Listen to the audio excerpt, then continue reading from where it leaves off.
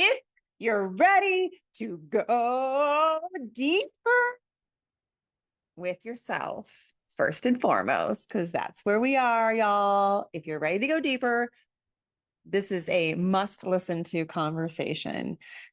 Dr. Michael Matucci blew the doors off with this conversation of understanding the, as I say, the majesty of you and really getting into the details of why my saying that is so true.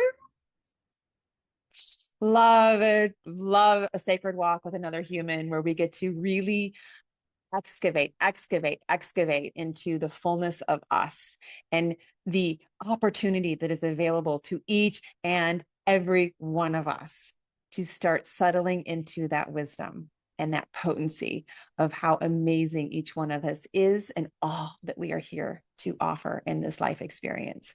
And that for parents, for caregivers, that offering is also to your children, and that they are this beautiful sacred offering that you two committed to before this lifetime to serve each other in your own growth, your own expansion, your own deepening in your knowing of self and of what this sacred family container is here to offer. This conversation, so yummy, so soulfully nourishing. Get ready, give yourself an hour and 25 minutes of sanctuary and have a listen. This one's yum to the exponential hour. See you on the inside. Enjoy. Okay, listeners, it's about to get real. It's about to get exciting. We have entered rarefied air. We have with us a sacred disruptor, an inner revolutionist. He's a man who didn't just survive his story, he flipped the script and started writing a whole new genre. Dr. Michael Matucci is not your typical anything. He's a renegade on the human experience, carving his path through the wreckage of ridicule and pain, turning every scar into sacred fuel. A warrior philosopher with the fire of 1,000 questions, he's made it his mission to crack the cosmic code of who we are to each other, and what the hell we're really doing here. Raised on the front lines of adversity, Michael didn't just rise, he reawakened. His passport is thick, and so is his wisdom. Having absorbed the soul of 5 continents, 5 languages, and lifetimes of perspective, he's brought his wisdom from corporate boardrooms to underground stages. He shape-shifted through it all, becoming a master communicator, a master storyteller, and a mirror of truth. And then came the fire. American Teens for Sale is raw, unfiltered look at human trafficking in America. The film didn't just make waves, it lit a bonfire in Michael's heart for protecting the innocence of our youth. He turned his nights into activism, his days into transformation, and his whole life into an offering. He's not just here to help you heal. He's here to wake the sleeping giant inside of you. 20 years of self-exploration, soul excavation, and inner mastery later, Dr. Michael earned his PhD.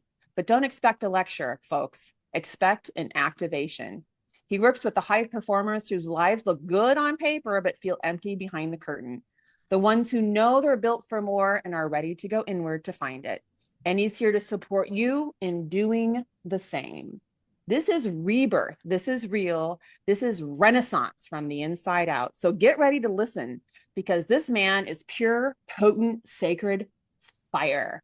Dr. Michael Matucci is here to ignite your next evolution, not someday, but right now. So let's go. I love it. Wow. Get that, take you with me on tour. What an intro. Thank you. That's fun to write. It's fun to know you too. So, you are what I see happening more and more in the world, where people are taking back their power and they're using their pain as a turning point, not something they stay locked in or they talk about, but it's an internal pivot. And so many of our speakers that have gone in the generations before us use their pain as their platform.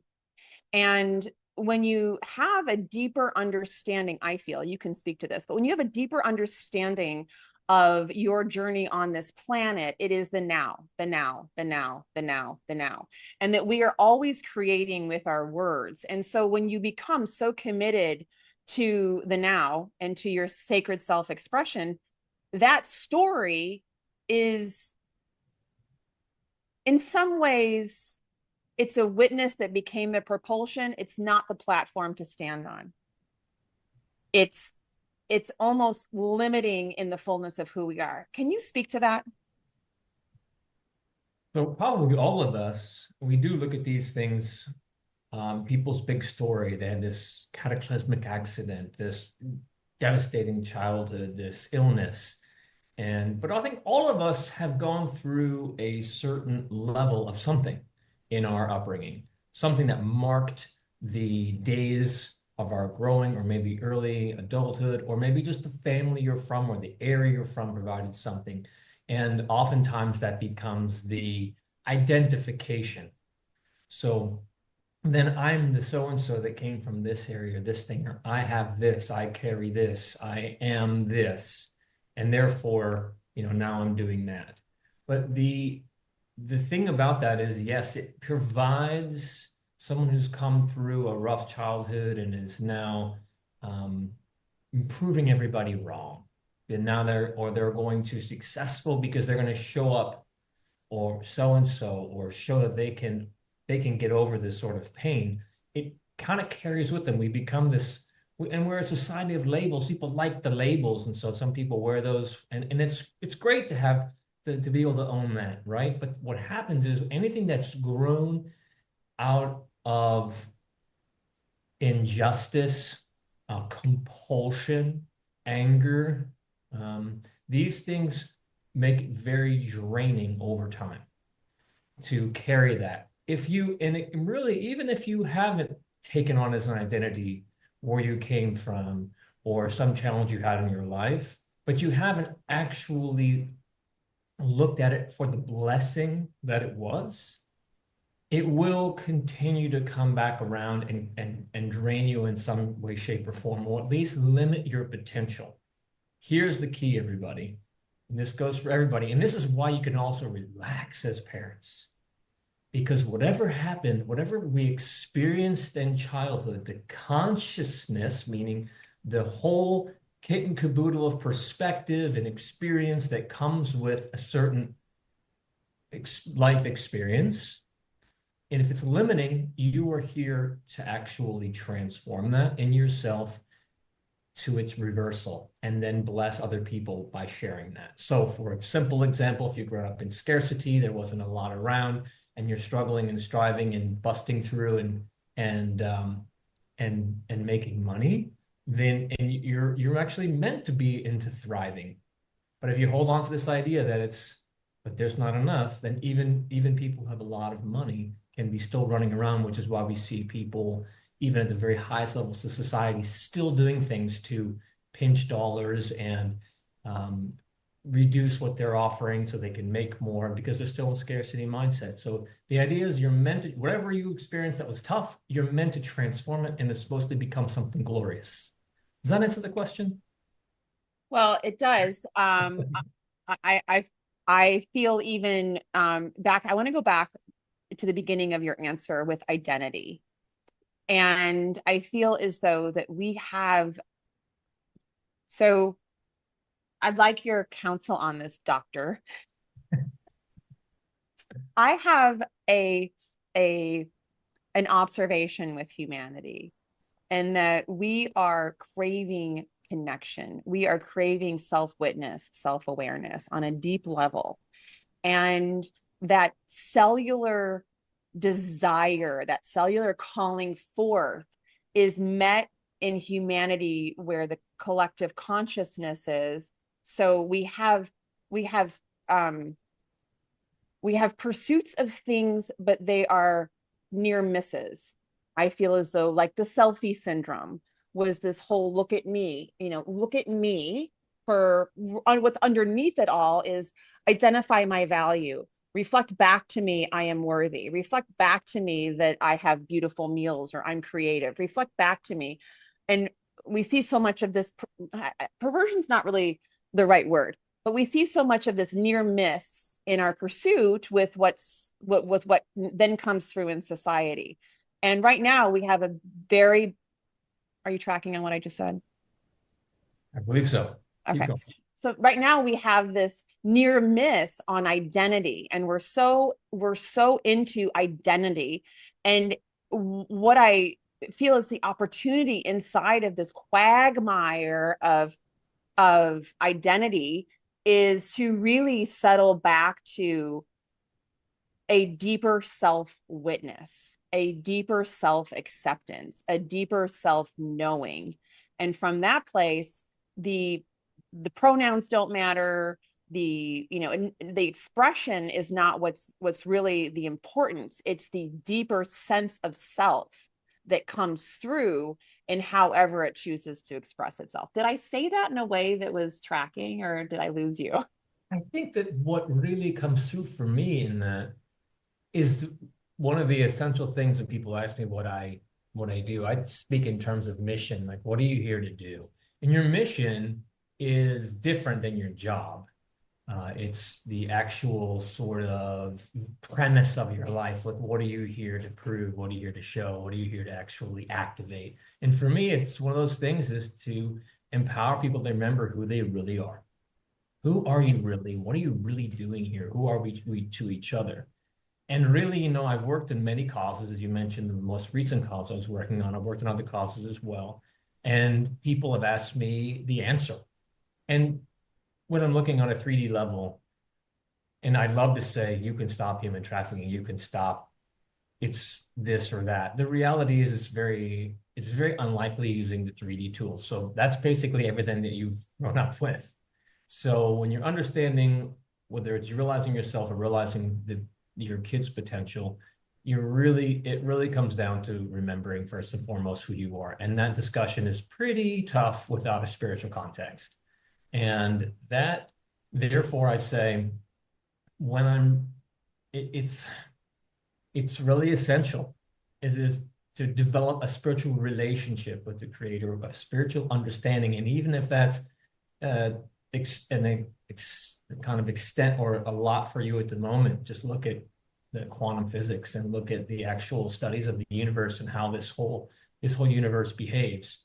Understand that we're other than these people, like, no one is you can say I'm a New Yorker or I'm a carrier, I have this illness, or I'm like this, right? But those are all perceptions based on labels, based on what people told you were. You're really, even just going to look at it from a quantum perspective, you're actually light particles in a whole lot of empty space, which is filled with energy to keep these particles rotating, which we can say is a very active energy, which some might say is the energy of divine love. But it's definitely a lot of energy, but you're basically energy and light, if you really want to look at it. So are you really a Wolverine if you went to the University of Michigan? Or are you a survivor of this? Or are you light, as also suggested in scripture? Or are you life? Are you the creation energy that brings forth all life? I put it in that context. It helps people and myself get out of the day-to-day stuff, like, and all these things that people, I worked in a lot of front of camera industries, and the agencies love to put, as the rest of society do, but it really shows here, they love to put you in a box because it's easier for them to sell. Look, I've got 10 guys who look like this and 10 gals who do this, and there's boxes, and they're just picking off the boxes and serving their clients. People like to put you in a box. Why put yourself in a box? You're not that. The truth of the matter is you're so much more. You're a spiritual being here, involved in this human vehicle to have this wonderful experience. And when you remember that, we can begin to get above that's the whole identity games. And look, the identity games were here to help separate us. That's why they exist. They weren't here to help people. They're here to separate people. So remember who we really are. We start moving towards solutions. Okay, so yes, I found my word, contortion, not perversion. And I really feel as, yes, why is it so challenging for people to have ownership, agency over how unbelievably phenomenal they are? Why, what is it that when I talk to people and I start with, when they bring their challenges to me and we breathe and we reset and we slowly take this path into their magnanimity and into their majesty, and that their body is breathing without telling it to breathe. We don't sit there and go, breathe, you gotta breathe, you gotta breathe. Okay, just give me a second because I'm gonna do it again. We don't go through that. We don't go through beat. Come on, beat. I'm gonna die. Beat. It's beat. Oh, we don't do that. It happens. It just happens for us. It is that little right there is so phenomenal. And then you have all the thoughts and the touch and the ability to be in this life, this skin suit. There's just that alone. Let's just start there and breathe that in for 5 minutes, everyone, because it's phenomenal. And then you get into your walk inside of that phenomenal. You know, in the 80s, we said often we're like snowflakes and no two snowflakes are alike. I remember being a little girl in school and my teacher would be like, "You're all snowflakes. No two." And that was just such a, playful, loving way to be like, "You're effing badass, yo. You sparkle and shine." And why is it so challenging for us as a humanity to live inside of that as a given? Because belonging and being involved in the community is a higher priority than that sort of self expression. Because belonging community, being or the opposite of being ostracized from community, that is often perceived to be the case and shows up to be the case when somebody stands out. Someone stands out. People could support him empowerment. Most people, a lot of people in today's day and age, they go into jealousy, they go into criticism, and they go into, why do you think you're so special? Or they create a silent distance, and so there's a risk into the mind when it comes to the community. So people will play small to belong because that's a safe place. That's what their body, they think that they're safe. What happens is they don't recognize that they're doing an inner self-sabotage. Mm-hmm. Because anytime, this is really important to listen to, this is a real home run statement if you can really assimilate this one. Anytime you choose other than your highest choice or less than your highest expression, it's a form of self-sabotage. So you think you're staying in belonging, which you are. You're not rocking the boat. There's a lot more people going to go out and go to the bars and drink. There's a lot more people going to go and do whatever the popular thing is. And so, yeah, you'll meet no more people. If you choose to stand out and shine your light and progress on the path of spirituality and consciousness, then there will be fewer people around, but you will be shining, and then you'll connect with new people. But that's a risk that the system says, "Oh, that's risky, that's dangerous, I'll be on my own for a little while." And so therefore people a lot, like subconsciously, they'll align with the limiting self, the small self. So, don't you feel as though we are moving into a higher frequency state of being where we are moving out of that from competition into collaboration? I mean, that's what this whole summit, it's about serving. It's about serving our speakers. It's about serving humanity and fundamentally serving parents and children. And I haven't looked at this entire summit from how much am I going to make. That's which is, I don't. Let's not judge that. I may be totally, crazy on that one because it has to be a sustainable model. I've been motivated by serving, not what's in it for me. It's what can I offer.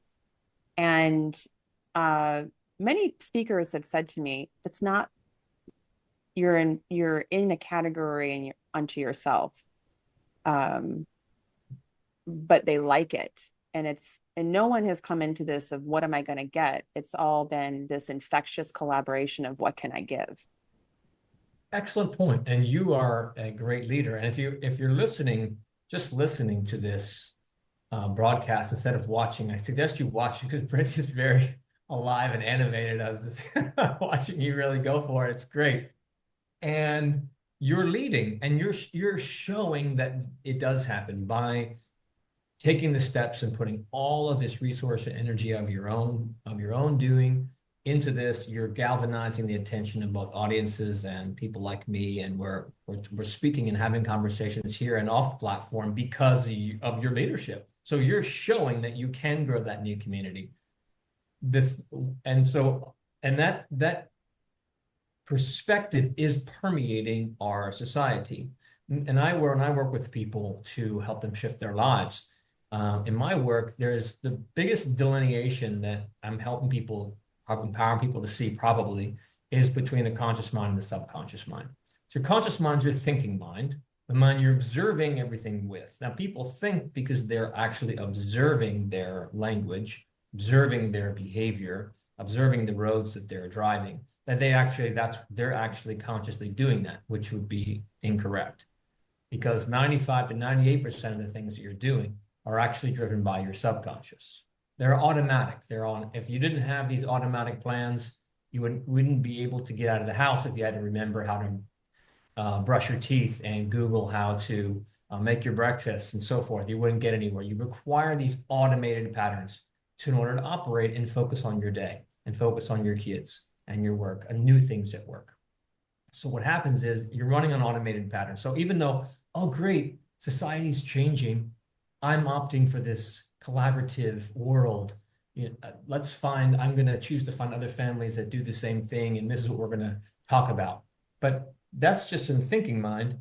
You're still running off of all of those continual programs and patterns that have been a part of you for so long. So yes, it's opening. However, while their thinking mind is their kind of observer, their subconscious mind is their beingness. That's who you're being, it's what you're saying, it's what you're doing, it's how you're operating until you rewrite that, which is what I love to do, is help people rewrite that. But until you rewrite that, you're primarily going to continue to do the same things. Although we can have the conversation, it takes some extra effort to actually get it from this conscious mind and subconscious mind completely and fully so that it's sustainable, because we can have little peaks, little moments, and then boom. If you're watching this broadcast and you're feeling inspiration, you're feeling it, and then you, other than follow up on it by reaching out to some of the people on here, reaching out to Brittany, or following up in your own way, then that inspiration could drop. That energy, wow, so cool, drop. Because why? Because now you're operating out of the subconscious mind again, and you're just doing your old stuff. Not wrong. It's just how the body works. When we respect that that's how that works, you can say, you know what? This is for me. And you're going to, like getting in the gym, you require it, or whatever your sport is or activity or hobby is, you're required to do it frequently in order for you to get it in your muscle memory, to get it into to be an automatic thing.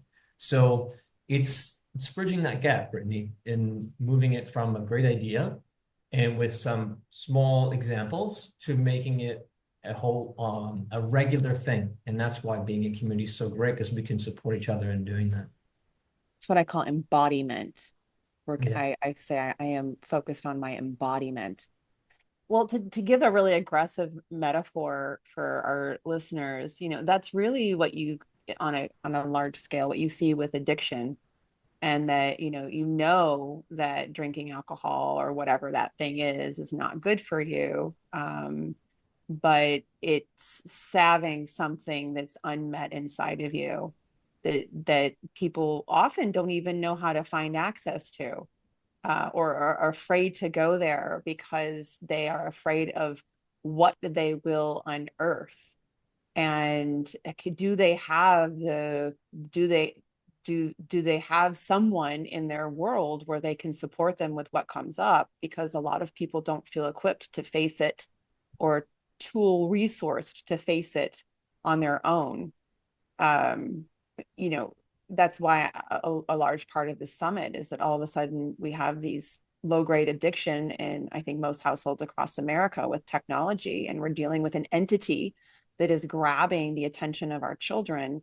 And we're showing, the offshoot, the behaviors of that, and the conversations that parents are having to have with their children. And they're challenging conversations. And so much of that, and even something our speakers have said, and I'd like to go there with you, is that the um, the challenge with technology is not just a behavior pattern with children. It's actually starts with the parents. It's a deeper communication pattern inside of the families.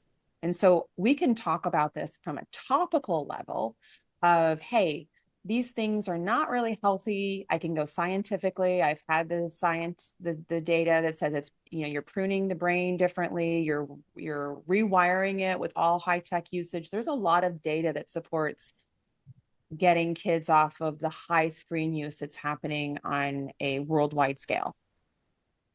However, there is a deeper that we have to be willing to have the courage to look at. And that's one of the reasons why I was so committed to bringing you on the show.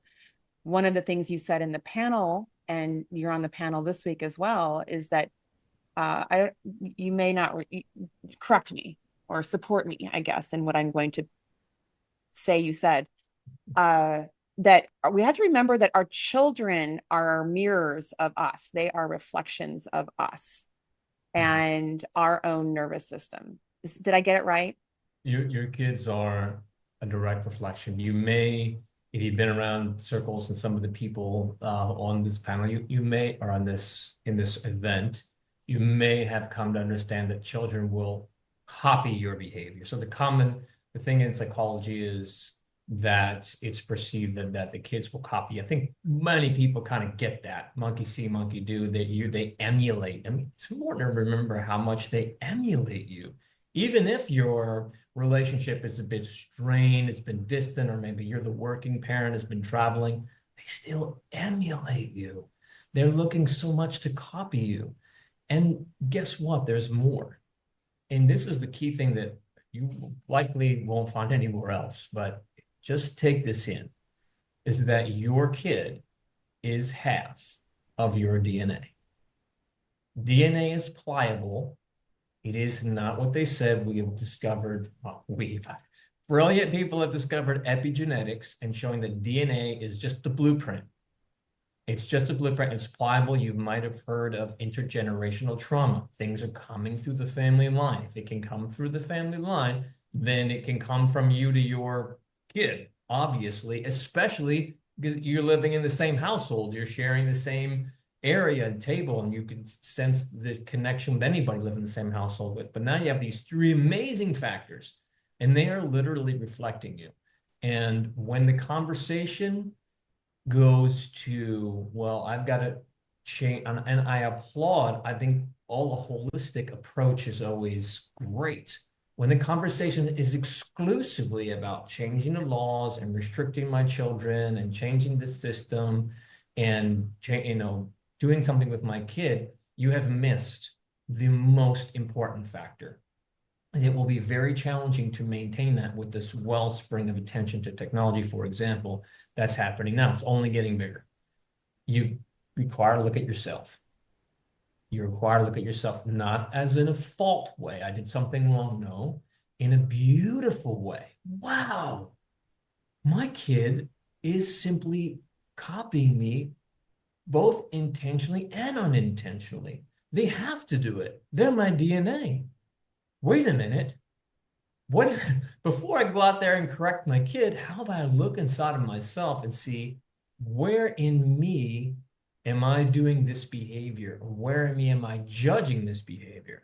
I might hate this, and now they're gonna be, can't play video games, and you get off your thing, and now you hate. Now you've created a greater sense of charge, positive, negative charge. It's like it's buzzing together, or you some way do that, and it may other than be technology, but it might be, like you said, another type of addiction or craving.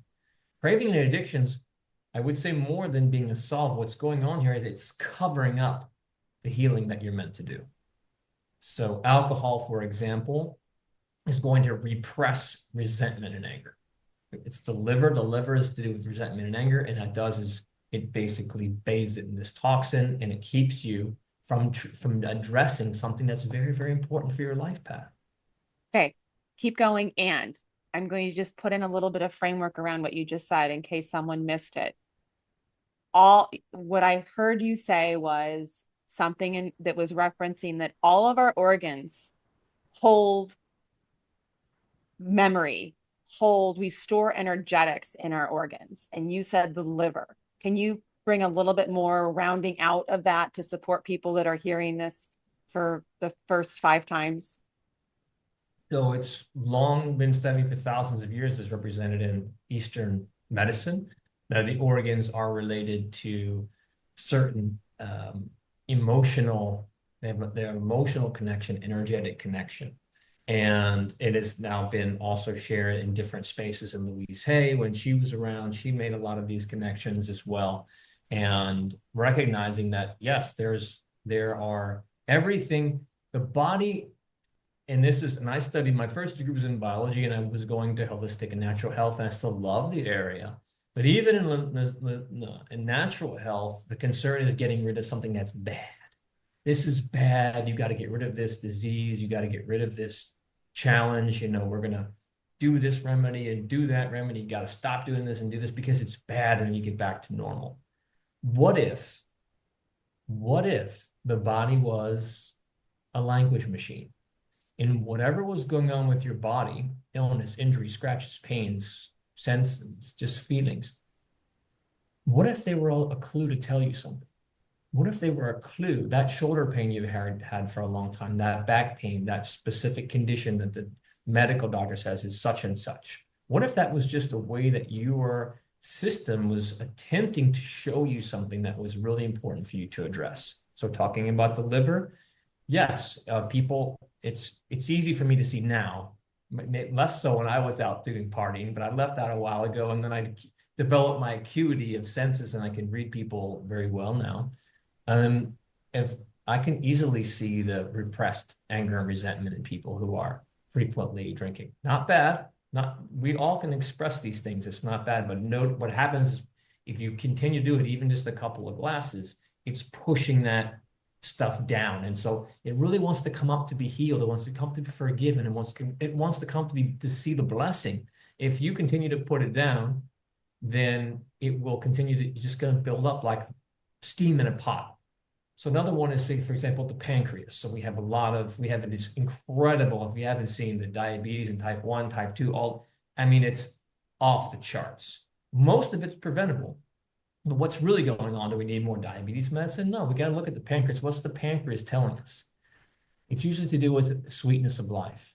They don't feel that life, they feel like life's been bitter to them. And life's been a bitter pill to swallow. And what happens is there's increased action of pancreas. There's the sugar kind of covers up that important thing to address in your life path. It's just covering it up and keeping you just getting through, instead of actually getting to the root soul thing that's asking to be transformed into something wonderful for you. But it's been tough, so the sugar covers it up. And so each organ has got different signs that it can show you. And for me, it's not about getting rid of the bad. It's about what's the blessing? Well, what's the blessing if you're eating a lot of sugar and you think life's been a tough pill to swallow? The beauty of that is you shifting your perspective to actually see the beauty in all of life. Not hairy-fairy, everything's beautiful and great, but I mean actually improving your vision, your spiritual vision, we'll say, or your expansiveness of vision, so you can actually detect how everything is actually happening for you. And then there's beauty even in the toughest circumstances. So when I see that, I can start playing with the beauty, and I can start interacting and dancing with life. And now it's, instead of someone hitting you, it's just a dance partner who stepped on your foot for a minute. You get your foot out, and now we're back dancing again. Okay, this is just a dance. I misinterpreted. I thought we were grappling here. It was just a dance, and he stepped on my foot. It's okay. Now I can go out and dance. And then I can get better at the dance and enjoy life in all ways because now I'm playing with it instead of believing that it's been tough for me. And that's the beauty when we fully transform these things and stop seeing these things as bad or, an attack, and start seeing them as just the body saying, hey, little flag here, pay attention to me, pay attention to me. There's something massive for you on your path, massive for you on your family's path. And it's time for you to look at this. Okay, we are not going to just walk past this one because this is transformative on such a level. So, one of the things I say is that life is always happening for you. We are inside a continual blessing. And when we get so attached to our human body, it can be very hard. So even with dis-ease in our bodies, we can say, well, where's the blessing in that? Where's the blessing in physical infliction when someone violates our space? Where's the blessing in that? When someone deals with major loss or major betrayal, where's the blessing in that? And I bring no insensitivity to each person's walk, and to really see that inside of the pain, there is an opportunity for a deeper sense of self-witness. We spoke with Azim Kamisa on this in the pod room, and beautiful, dear human being walking this planet. And he shared his story of his son being tragically murdered by a gang initiation and the journey that became the resurrection of self. And one of the things that I asked him is, your life became this major contribution to humanity on the heels or as a response to how to honor your son and how to live on this planet without your son. And in his pain, he resurrected. He became the phoenix rising. And so we talked about that really tender spot of connection to seeing that all he became at the loss of his son, and that there's a blessing inside of the tragedy without any giving any I don't know that disrespect is the right word, it's the word that's coming through right now, but discounting the life of Tariq because of what he became. And he said that's where you get into higher level being, because we get so attached to our human selves and the human experience that we assume that all of this is pretty much all there is. When you know that we have the 5D self, the higher elevated being, and you know that this could very possibly be a dress rehearsal for something else, it's a frequency energetic calibrator for something else, then you can say, okay, that moment of sexual violation, there's a blessing in that. That moment of parental abuse, I can now say, I forgive, I will move on, because it forced me into an aspect of myself that I might not have otherwise found. So we can have these real hammers in our lives that can become, diamonds are shaped under tremendous pressure.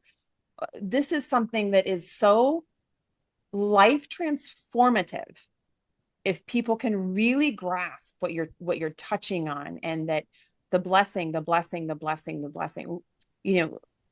going to say this and then I'm going to, pass the mic back over to you, beautiful human. I've always been fascinated by road rage because it assumes that I'm a perfect driver.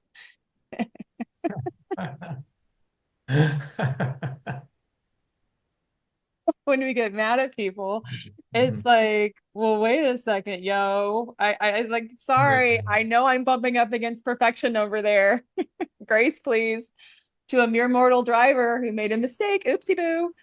But when what I've learned to do with my life is that when I'm irritated with something out there, we'll use superficial something like a bad driver moment, I get to ask myself, what is it in me that is frustrated with someone else's moment of imperfection? And then I can start digging into my reaction as a way to see myself more. Yeah. And this is where I know that some of your work is, where you get to turn the mirror back onto yourself with this great play that's before us at all times. And you get to turn the mirror back to, hey, I'm really angry with my dad because every time I speak to him, I get persecuted. Okay. Instead of it being about the character that shows up, I can sit there and go, oof, where's my inner persecution? What do I need to heal within myself to really honor and love who I am? Am I honoring and loving who I am? And I get in this little, anyone's available to get into this, taking the outside experience and saying, oh, this is just the world talking to me right now. How do I turn it inward? And my favorite analogy that I like to use is that life is like a video game. In a video game, if you played or you didn't play, you can imagine how they play. That you're looking at what's going on, and there are all kinds of obstacles and adversaries and dragons flying around or fireballs coming or whatever game's happening, people shooting in. And there's when you're playing the game, it makes sense, right? That there are these antagonists or and crazy journeys, or you wouldn't be playing, there'd be no game, right? So there's seldom any anger at the game or at the adversaries. You go to they get to the next level and it gets to be bigger, but no one's saying, oh my gosh, this is terrible. There's a bigger adversary on level 5 than there was in level 4. You're just like, well, it's normal because I'm ascending in the game. But somehow we on Earth, we just think it's only selective times that this is happening. Oh, it's just happening, in this scenario, and that scenario. It's the same thing. All of this beautiful divine orchestration is like a game. It all has its purpose. The divine creator of all put in all these obstacles and put in these other characters and these tools and these collaborators for your experience. What are you getting mad at? If you start getting engaged with the anger and frustration of the game, then it's very challenging to move to the next level. It's also very challenging to enjoy the game. But shifting that mindset from things are happening to me to things are happening for me, it's a muscle.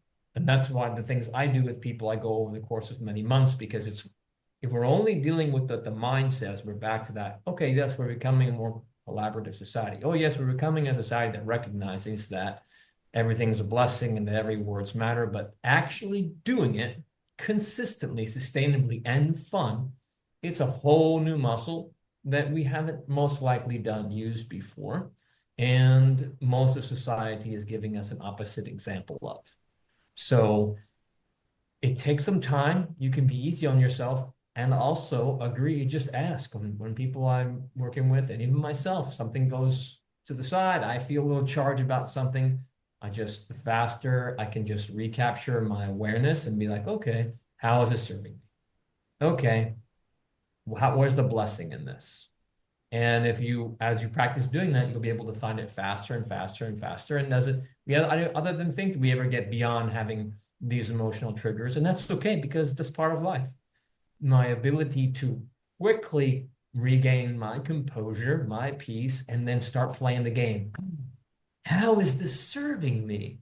How is this helping me get to the next level? How is this helping me get to what I've decreed, asked for in my life? If you've been big about asking for something for yourself, for your family, for your profession, and been really adamant about that, the universe is giving you the opportunity to get there. The thing is, why people also stumble on this path of seeing everything as a blessing is because they expect a blessing to be like a physical birthday gift.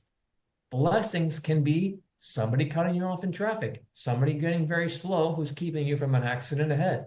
The blessing could be the angry, somebody at the store who's actually, wakes you up out of your routine. And then when you recalibrate, you're then remembering what you really is important to do. Or someone the collaborator who is being really dodgy with his communication, or maybe other than holding up the same values in a business project that you should be doing something else. It's not meant for you. You are aligned for something else. And so those are all just as big a blessing as me coming to you and giving some, great advice to your kid, or you discovering some amazing connection with your child and you're doing something together, whatever, they're the same. It's the same. Get out of the judgment of what is a blessing and what's not, and just remember, it's all here to serve you. Everything.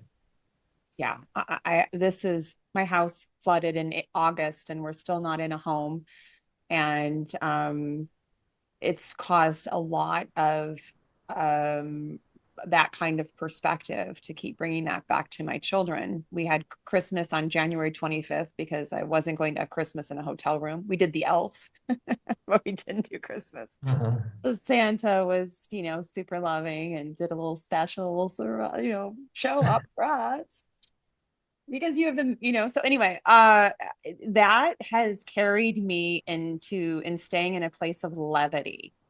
And what I know for sure is that I've learned so much through it. I can travel lighter through life. I'm really good at pivoting. I'm less attached to I mean the flooding destroyed a lot of my childhood memories. It was just this whole like seeing my own attachments to things and my attachment to my children's things and also the whole process. I mean, the insurance company still hasn't given us money for that when they're supposed to within 90 days. So I'm inside of the constructs of legal matters and that I get to come forth as a stronger voice within myself to speak up for myself and to say, you know, there's a version of me that would have been so intimidated by the big corporate giant and, oh, and they won't and go into my victim my less than able story versus putting on my suit of courage and strength and really going toe to toe with these guys for what is a system I've paid into, which is homeowners insurance. But even with that, and 2024 kicked my little derriere. I mean, it really did. I would like to say that it improved my derriere, but it kicked it around a lot. And I have gratitude for all of it because of the strength, the inner fortitude, the inner self um, witness that has all those little things have brought to me. And I keep saying now, like I'm all packed up. Maybe I'm meant for a move. If someone had said it's time to move, I'd be like, oh my God, I gotta pack, time to pack. And like that stuff was packed in 4 hours because they had to get it out, the water. I mean, there was mold, there was everything. So yeah, no matter what life throws us, and we do get tragedy, we do go through tragedy. There is the experience of, oh my goodness, my heart is broken tragedy. And like Azim Kamisa experienced, his tragedy became his higher level being of self. Whereas he's travels the world getting kids out of gangs and understanding the power of forgiveness. And he saw that there were two victims at either end of the gun. The child that killed his son as a gang initiation and hit the loss of his son. So yes, we had to stay there for a little bit because if anyone walks away with just one morsel from this conversation, it's really to adjust if there is an opportunity to adjust the framework through which you see life and that you are always inside of a blessing. You are never not in a blessing. And how do you really grasp that? It takes just be gentle with yourself and just keep reminding yourself it's a retraining process. You can conditioned a totally different way, and you're required to recondition yourself, resculpt yourself. But it's your natural alignment, so it can go faster, obviously, than the decades you did something else. At the same time, remember, it's going to take more than just getting that in your head. It's going to take process of commitment and a process of emotional development to get and developing your emotional intelligence to deal with those triggers when they come up so you can quickly see what's going on, and a process of really tuning in and increasing your vision and intuition so that you can notice to greater and greater degrees, faster and faster, how it's happening for you. And it's all set up in this amazing orchestration for you. And this is why it's so important, back to my part of my original mission. Who are we? What are we doing here? What is this whole life game about? We're a bunch of people, most people have been running around in this box of the life game, and the instructions are on the outside of the box. They think they know because they've done it. Like parents think they know, I can parent, but they've never taken a class on it. They're just using their how they were raised, which was probably dysfunctional in many ways. Take anything away from that, all of us went through various. Same thing in relationships. No one teaches about relationships, and we just think we know because we've met people and gone out with people and watched rom-coms and read romance novels. It doesn't make you an authority on two of the most important things you'll ever do. There's no education on. There's zero accident about that. However, once you recognize that it's your responsibility and opportunity to educate yourself and train yourself, because two of the most important things we're doing. And it's going to take a commitment on your part to do the training, even if you do it with somebody else or on your own. But it's other than going to be an Olympic level mom or dad or partner, intimate partner, without training, just like the Olympians. Same thing. So you just like my whole body is zizzing right now because yes, that is exactly why I am doing this. And the community that I'm creating in extension to this is really a home base for people to, we don't get a training manual.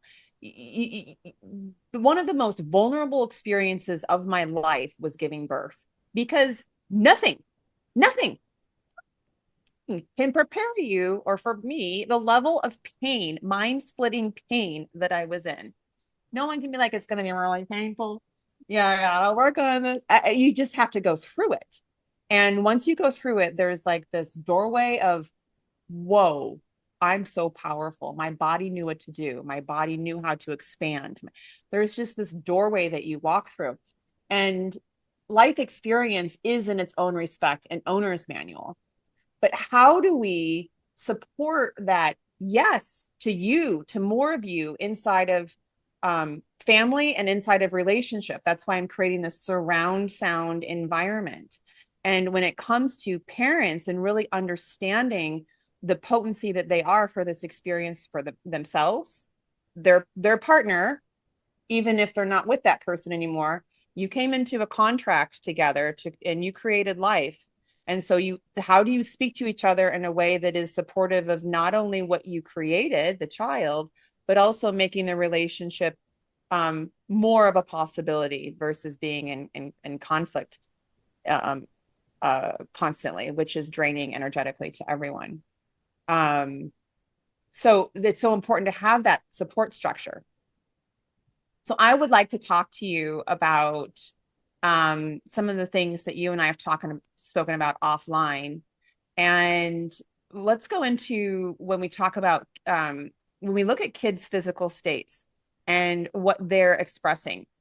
How can parents, and this is just kind of going from what we've talked about, now we're going to take it more home, we're going to take this conversation more home to heart. How can we look at our children to see as a mirror of what's going on inside of ourselves? What kind of questions can we ask or witnesses can we take to say, okay, I'm willing to go to be more present with this or to dive a little deeper into what I'm seeing? Yeah, great question. So fun. I love, as you mentioned, I speak many languages, and I also consider this form of body language. Translating conditions is another language.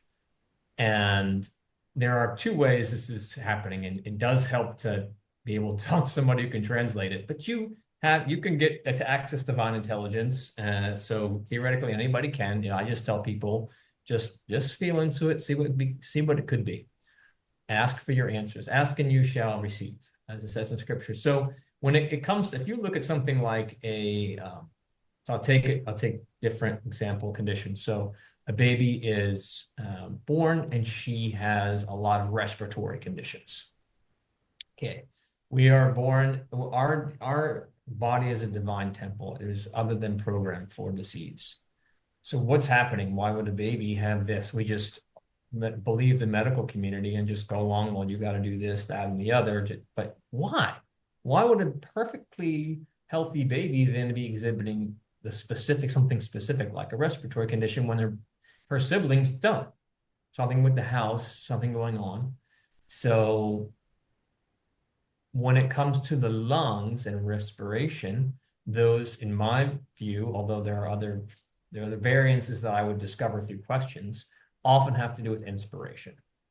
So somebody who, two things, inspiration and also feeling that um, they can't do, life can be really hard. They can't do something in life, and it's hard. And those are often just show up in respiration. So if a parent, in this case, the dad of this child, he was very successful business wise, but he was just hustling it and working it, and it's hard. And he wasn't lit up anymore for what he was doing. He was just doing it because was he liked it and it was a successful business, but it lacked inspiration, and it was had a lot of problems with employees and in keeping people and getting great people, and it was hard. He couldn't do what he really wanted to do, was enjoy this business and enjoy his family, and it showed up in his kid. This is a direct correlation. Say, well, it's shown, and I've seen it. I'll give you one that's, and it happens consistently. So if you're looking at a small child and there's something going on, then first and foremost, look at yourself. Just ask yourself, where is there disease or dis-ease? Where are you out of ease in your body? Just notice that and say, well, what do you have stress around? I have stress around this. Okay, great. Deal with that. It's an invitation. Your child's giving you a gift to see something inside of yourself. Deal with that. You still do whatever you choose to do on the outside, but without dealing with the originator of the situation, you're potentially kicking that can down the road for them to have other issues, but you to hold on to that stress, which you're meant to live in ease and harmony. The other way is that the kids will reflect how they feel about the relationship or about you. So I have another client, and her son had But younger. hold on. When that person dealt with themselves, did the child's lung challenges resolve In itself? in that case, he wouldn't. He wasn't open. He didn't address it. Now, what happens is oftentimes the condition will still ebb. They will come back because why it is no longer having a function. Like you might have a specific condition for an extended amount of time, which the medical community said that's a long time. And but then it goes away. It's like life. You have someone challenging your life who's around for a while, and our current mentality is, let me just get through this. And you can get through it. You can do take time or certain remedies and get through it. But the thing is that the underlying situation didn't change. So he continues uninspired. He continues, although it has shifted a little bit for him. Um, the opportunity is missed. So, and the respiratory issues do still exist, although they weren't as pronounced as when she was very little, and there was lots of emergency situations going on. Okay, before you go to your next parent, I'm just thinking of the time I've met a lot of moms with children with Down syndrome, and one of the unanimous statements they all say is that my child brought me back to play. That's a beautiful example of how it's a gift. There's nothing wrong with the respiratory condition or wrong with your child if your child has some genetic condition, right? Everything's a blessing, including that. What if your child had come into this planet agreeing to have a certain condition so that you could wake up to your inspired life, to your playful, joyful life? I mean, we're hitting there trying, so worried and like, oh, we gotta fix this and fix that. What if they came to bless you? Wow, what a gift. What a gift. That's what we're doing here for each other. And anything can switch. I'll give you a similar-ish. I haven't specifically worked with anybody with the down around, and I prefer to avoid labeling because labeling gives things power. But so that condition, I haven't worked with anybody in that condition, but I did train with somebody whose kids they had such challenges as little kids that the occupational therapist and they had psychologists, they were like a little rambunctious, all over the place kids, and a lot of just movement issues as well.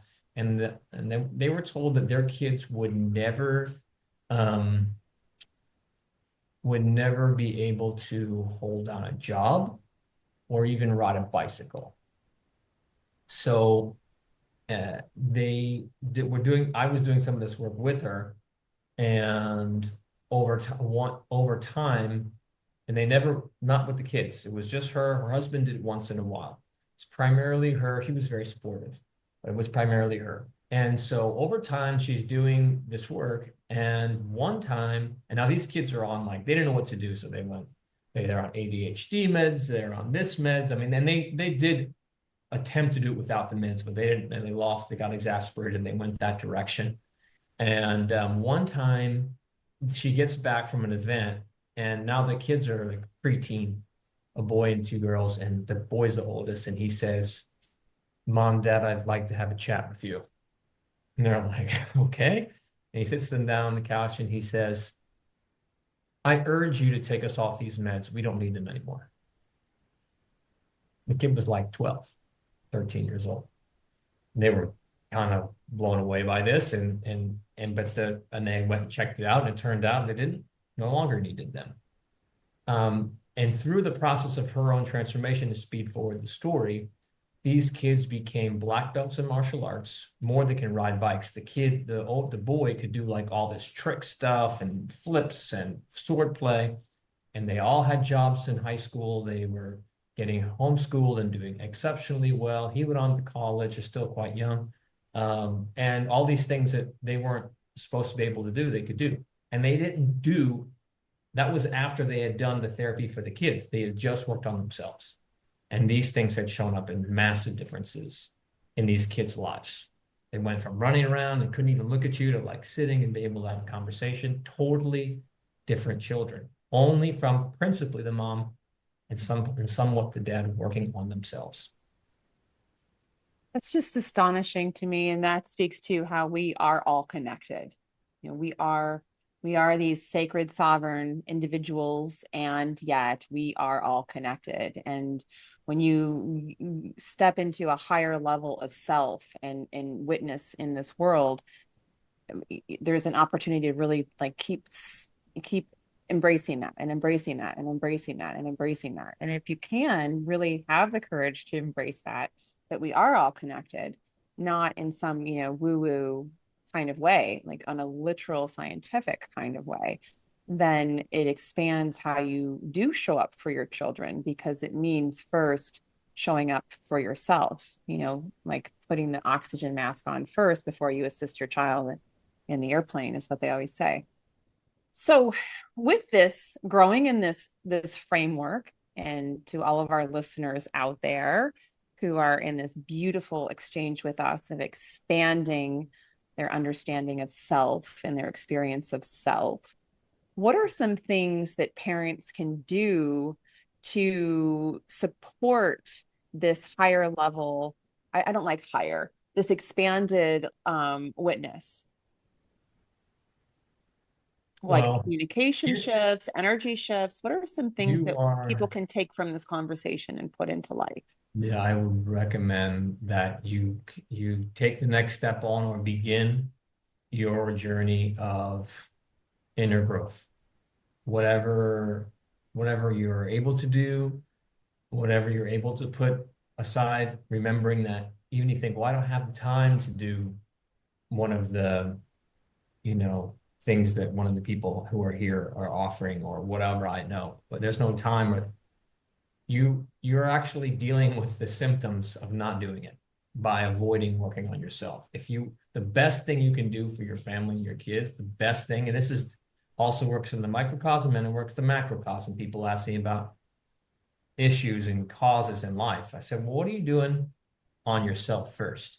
Because everyone around you is just reflecting you. And if you think you can go around and fix everything else on the outside, be it change the laws around technology or recover the kids from sex trafficking, or just tell your, make a more strict home life and think that the issue is going to go away. It's not, because it's just being reflected. You're noticing it because it's coming, you're participating in that creation.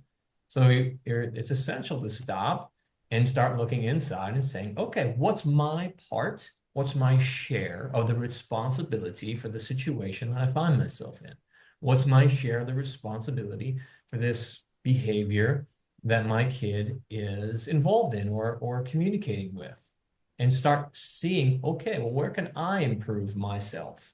Where can I expand my awareness and my consciousness and the way that I'm being and living, at the very minimum, as an example for them? If you'd like them to be their own problem solvers, if you'd like them to be leaders in life, or at least leaders in their own lives, then you do it first. You do it first. They're going to follow you. Whatever you do, they're gonna, whatever, however you're living your life at home or with profession, your profession, they're gonna follow that. However your relationship is with your spouse or whoever you're together with, your partner, that's how they're gonna mimic that subconsciously in their relationships. If you'd like them to have a healthy relationship, work on your relationship, make your relationship more beautiful, greater level of love every year. It all starts with you. See, go ahead and do the other stuff too. Without doing yourself, it's just rearranging the situation and rearranging the situation. And you're also missing the beautiful opportunity to enjoy all that life has for you when you choose to expand. And if you think you're just going to sit and wait on it for another 6 months or a year or 5 years and everything, you'll just pick it up then, you're actually making it that much more challenging, because you are never stagnant. You are always expanding or contracting. You're contracting into the old limiting patterns, or you're expanding into the new you. There isn't a place where you're just watching. It doesn't, and nothing changes. You're always changing, always. What direction would you like to change in? More expansive, loving, powerful, confident you, or the things that have been keeping you kind of locked in your stress and challenge and limited expression at home and at work? It's your choice. So I say choose you. By choosing you, you're also choosing your partner and your family. And it all starts with you. And it can be a great experience. It's not like, oh my gosh, I have to do this. It's like, oh my gosh, this is why I came to Earth. I actually can grow myself and expand and serve others by being the best me I can be. Wow, how cool is that? Okay, so let's speak to resistance for a minute, because I know in my experience with talking to people about this kind of turning the microscope to self, that there are a lot of excuses and resistance, and it's not an immediate fix. And so we are taught, instant gratification society. And if I get my child a therapist, that'll fix it. If I get my child another video game, that'll, they'll know I love them. We're like, we'll go do this action X to get outcome Y. And what I really feel is so important in this conversation is that, with all of my spiritual practices, the first thing any spiritual teacher has said to me, and this is even in the Bible, for those that do look at that as any body of wisdom, no matter what degree you take that, is that it is to have, when you're learning something, which is what we are always doing, is learning and growing, to have the curiosity of a child. And the importance of childlike curiosity is that you stay out of your ego that has all the answers and knows everything, and you go into your heart where you are open, and you don't have the programming that you're bringing into it. You have that's curious. That's curious. If I could be curious about this, how would I look at this? What questions would I ask? If I chose to be curious versus defensive or upset or exhausted or anything, if I just chose to be curious, it opens for another framework. And one of the things that I feel in talking to a lot of people, that you know I have someone specifically in my family dynamic, a relative that adopted 3 children, and all 3 children were very, very, very challenging. And whenever it came to self-reflection, she was just, no. I mean, they had different moms, they have different DNA, and it was always about the out there. And fast forward to, her life when the kids were getting older, and her entire world collapsed. He was having multiple affairs. He was embezzling money. And there was this entire like that came upon her with this big-hearted sense of serving her children and doing the best for them. And then this other thing happened that hit her and forced her, really forced her to sit there and go like this in the most beautiful way. I mean, she has a beautiful life now, really beautiful life, but everything collapsed before it was able to be reborn. Can you speak to the response that we give of stepping into ego self, defending or resisting? So it's natural that you have resistance can be something as small as if you sit down to pray or meditate and your mind goes and thinks about dinner or the email you failed to send or your itchy knee. That's a form of resistance, even on the very subtle levels. Whenever you opt to step into your divine self, to become the powerful being you meant to be, you are shaking the tree that the fungus and sticky stuff has been living off of for a while. And it's going to send you a message that you perceive to be your own, saying, no, no, no, just chill. Go do this. Go over here. Just stay with what you're doing. Stay in the same cycle. Go get a glass of wine. That's right. Just have a glass of wine. It wants to live too. There are energetic aspects that are other than you that are, and then there's the ego as well, which is also a blessing, and they're all blessings. They're all helping you in this path.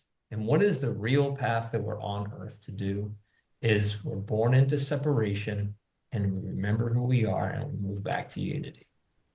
Separation and unity consciousness, where think we're separate from God and we remember we're actually part from God and we return to God. That's the path that we're on. That's the big macro path. So anything that's going to keep, so naturally you're going to have things that are going to keep you in the familiar old ways because they're thriving off of the energy that you're creating in that old way. And the same thing with even outside friends. They're going to say, no, no, come have a drink. No, no, no, you don't need to do that. Come with us. You don't need to go move to some other place to do this. No, no, no. There's always going to be about them because they feel better when you're doing what they're doing, or they know you at that level of that activity. When you're like, no, it's time for me to grow, they're going to have some resistance. The same thing inside of your body. So it's okay. The key is to recognizing what's really going on. Is this of me? Is this of my ego or is this of my divine self? And becoming capable and sharp with being able to discern the difference and know that you can get impulses and thoughts that are not your own. In fact, most thoughts aren't your own. They're just the frequency, like the radio station you're tuned into, of all the thoughts that are passing around us, and you just align with the one that's at your frequency and that aligned with the way that you see the world at that moment. They're not even yours. So remember that we're much more interesting beings than we're made out to be by what So we're. incredibly So interesting. just be humble and be like, okay, maybe there's more. If you hear something, just consider it. And just sit with it. If you feel some resistance, just sit with it. What's this resistance about? Is this really because this is opposed to my highest good, or is it because it's holding me back in keeping me playing in a way that's familiar and comfy for myself? And it's just a matter of developing your level of introspection, contemplation, and discernment. And that's all. Those are also muscles that require some. Oh, I have more muscles to build, Michael. Like, how many muscles we're going to build here? But that's what you're doing here. You were given all of these beautiful gifts. And my suggestion is turn them on and begin to use them to ever greater degrees, and life will get ever greater an amount of ease and abundance and love, far beyond what you've even imagined to be possible, only when you take this journey. This isn't going to be anything I can just give you, or you might get a glimpse of it. I think that's why people like the plant medicine journeys. They get a glimpse of like what's possible, but then without the integration, without doing all this stuff, it just, boop, you're back to wherever you were. You're required to build your muscles to feel and be fit and to be able to navigate this beautiful life game. Well, it's just like a Tony Robbins summit. When I have been as a child going to those. In fact, at one point, I was the youngest child to ever attend a Tony Robbins seminar. And I was always amazed at how people had their name tag badges, and then you'd have a sticker for each, like the Firewalk experience and Unleash the Power Within and business or whatever. You'd have a sticker to denote which one you'd gone to. And people became obsessed with like five of greens and two yellows and three reds. And it was just like, what's going on that you're wearing these stickers like a badge of honor? Like, yo, dude, like rubber meets the road. Take that stuff home and activate it. And I feel as though that's what 80% of all courses purchased are not opened and used, because we have this mindset that if I buy the course, then I become the course without actually doing the work to embody the course. And that's why I'm doing this challenge with everybody from afterwards that sign up for the VIP, is to actually like, let's integrate, like, let's get this going and support each other in community where we can rise up together in, being courageous and confident and supported in showing up in the ways that we know we're capable of doing within ourselves.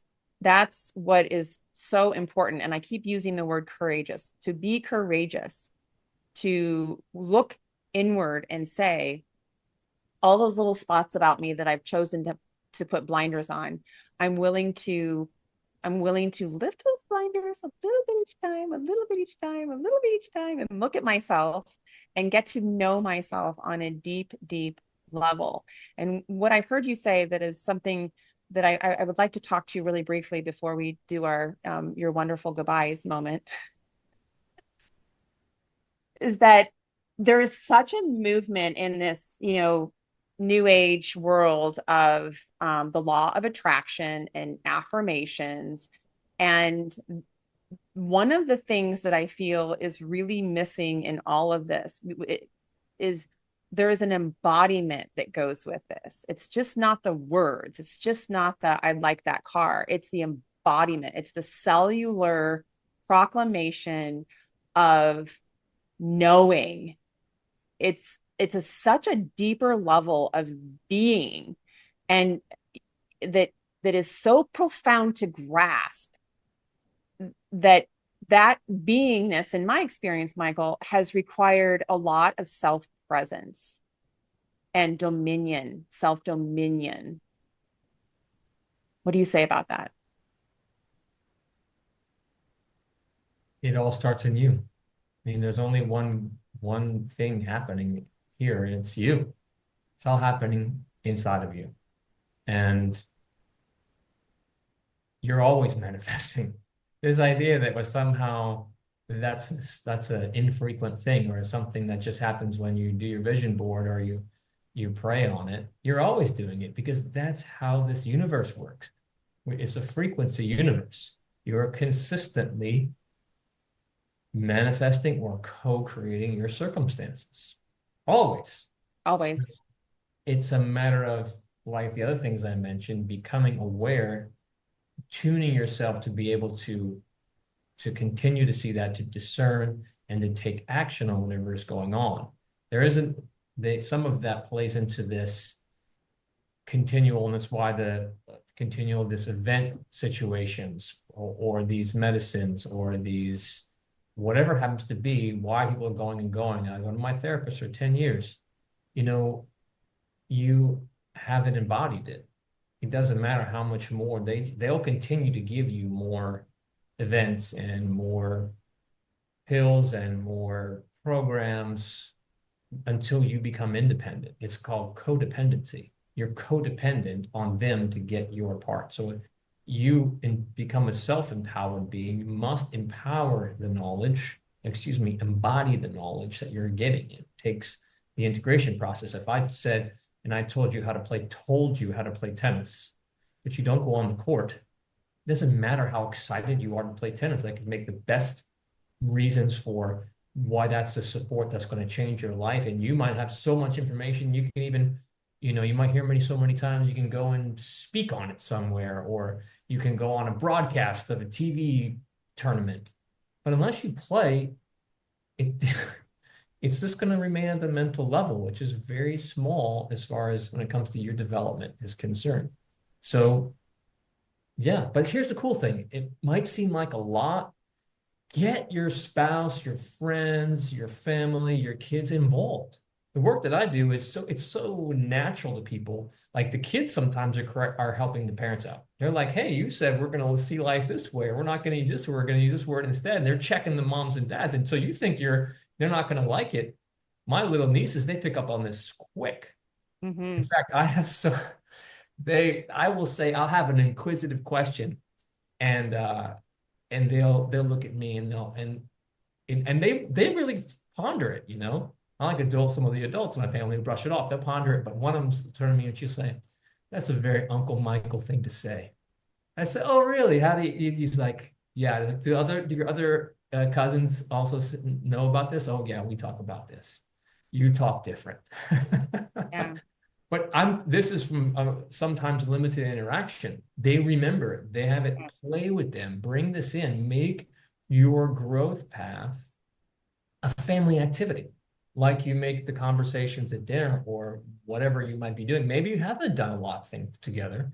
And this is the time to do that. I think the average amount of quality time that any child gets per day from a parent is like 30 minutes, 35 minutes. So make this adventure fun for all of you. Find someone who makes it fun. Find a way to make it fun. Find a way to actually grow this together. And now it can be an activity that brings you together as well as develops you. And then you've got checked a lot of boxes. It's up to you. What kind of life would you like to live? Would you like to just watch this and then feel like, you could pat yourself on the back and kudos to you for coming and watching. Maybe you feel so good that you pay it forward and you say, "Hey, Brittany, here's a contribution to help you make the next one." But ultimately, for your path, and that's what really matters here, because people like you and me, we love sparking real impact. That's the fulfillment. The fulfillment Yeah. is how many My mission. watch and how much revenue is happening, or did somebody else notice? The fulfillment is you changing your life and changing your family's life. And Yeah. that's where it's all in. So I would just love for you, for yourself, to take on board, okay, what's one little thing I can change today, or what's one investment in myself and my family I can make today on the inside, and start seeing life as working for me and start acting like that in greater and greater levels. And remember that I have all these divine gifts inside. If I choose to go that direction, life can be way easier, way more fun, way more abundant, much more loving if and when you make that choice and then commit to walking that path and do Yes. it. Oh my gosh, yes. So grateful. I could keep going and we will keep going. You and I have more conversations ahead of us. We are both brother and sister in our commitment to impact. And I just learned something about you with your family. My family says about me, "Oh, she talks differently." Yeah. And I'm known for that. And it's been always not a positive way, but now I love it. It's like I've transmuted all negative titles into just really people on their journey to their own fullness. No proclamation over me whatsoever in the negative. So, brother on this walk, so adore you. Always enjoy our connection and just the simplicity you bring to very dynamic concepts. Thank you for the hour and 23 minutes we've walked together. And I so appreciate you. And to everyone listening, I am so excited for what's in front of you and all the little micro choices and the micro steps you make for knowing yourself more intimately. That is such a treasure trove that is available to you in every single second for a deeper excavation of self. And that to me is a life worth living. So from Michael and me, and I will speak on his behalf. We love you all so much, and we are sending you so much love. And I will see you in the next conversation. Thank you, everybody. Have a beautiful day. Bye bye. I could have done that for another hour. Really, this is the stuff that I love, and I'm so committed to serving you in this journey of knowing. and really, really understanding that this way of seeing and way of being is so available. It's so available to you and to your children and your environment and the profound cellular level, minute detail transformation that happens when we awaken to the majestic fullness that is inside every moment to serve our expansion and who we are here to be on a micro and on the macro. Such a great conversation. I'm gonna like, I'm gonna call it a day after that one. That was so good.